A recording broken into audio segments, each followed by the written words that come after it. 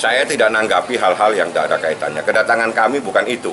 Kedatangan kita di sini khusus untuk menanyakan laporan dia terhadap seseorang yang bernama ES yang melaporkan dia sebagai cepu, yang menuduh dia sebagai cepu. Yang kedua terkait dengan postingan.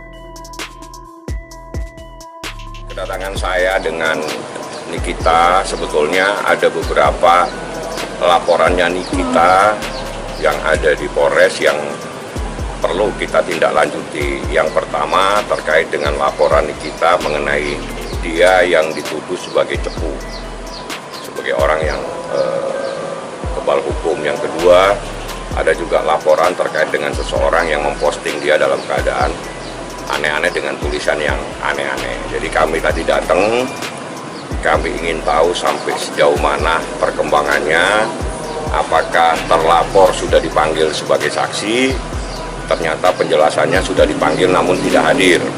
Nah, kami minta supaya proses hukum ini berjalan sebagaimana yang telah ditentukan dalam KUHP. Artinya kalau saksi tidak datang, apalagi dia saksi yang tanda kutip sebagai orang yang dilaporkan, kalau tidak datang ya dipanggil lagi secara patut untuk yang kedua kalinya. Kalau tetap tidak mau datang, saya minta supaya dipanggil secara paksa sebagaimana yang telah ditentukan di dalam KUHP. Jadi prosesnya seperti itu. Jadi ini kita datang khusus karena dia ingin proses hukum terhadap beberapa orang yang telah mencemarkan nama baiknya itu diproses sebagaimana yang telah ditentukan di dalam undang-undang. Jadi seperti itu. Jadi kita tadi menghadap, dijelaskan juga bahwa pihak terlapor juga menghadirkan saksi, diakomodir saksinya, dan sekarang tinggal bagaimana terlapor akan dipanggil sebagai saksi. Karena ini proses penyidikan, jadi dipanggilnya masih dalam kapasitas sebagai saksi untuk dimintain pertanggungjawabannya terkait dengan apa yang dikatakannya di media massa. Seperti itulah prosesnya. Ini masih jadi saksi, bukan? Memang kalau proses penyidikan, orang yang dilaporkan itu pasti dipanggil sebagai saksi. Nah, nanti setelah proses penyidikan ada yang namanya gelar perkara. Setelah gelar perkara akan ditentukan apakah dia telah memenuhi syarat untuk ditetapkan sebagai tersangka. Itu proses hukumnya. Jadi kita harus bisa memahami proses hukum yang ada di dalam proses penyelidikan, penyidikan, dan penetapan seseorang menjadi tersangka. Jadi tidak mudah. Tiba-tiba orang ditetapkan sebagai tersangka itu mustahil. Jadi pasti ada melalui sebuah proses. Proses yang dilalui menurut KUHP itu adalah penyelidikan. Setelah penyelidikan dilakukan penyidikan. Setelah itu digelar lagi. Apakah memang telah terpenuhi unsur-unsurnya? Apakah orang yang dilaporkan ini bisa dipertanggungjawabkan? Karena dia dapat dipertanggungjawabkan telah diduga melakukan tindak pidana. Itu proses hukum. Kita harus pahami dan kita harus hormati proses ini. Karena hukum pidana acuannya sudah ada di dalam KUHP. Jadi kita tidak bisa menyimpang.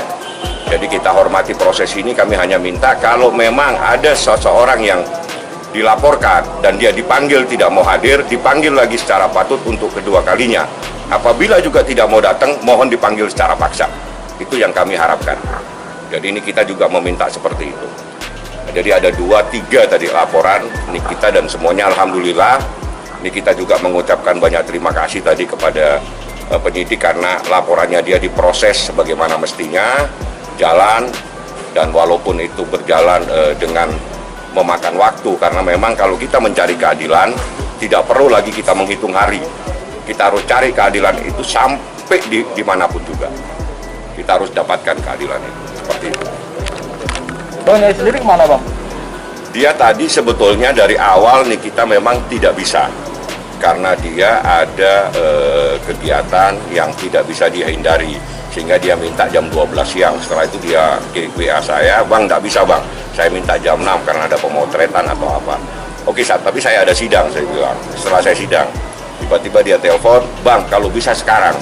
Karena jadwalnya diundur nanti sekitar jam 5 atau jam 6 sore. Ya udah, saya yang datang ke Polres, setelah itu nih kita datang.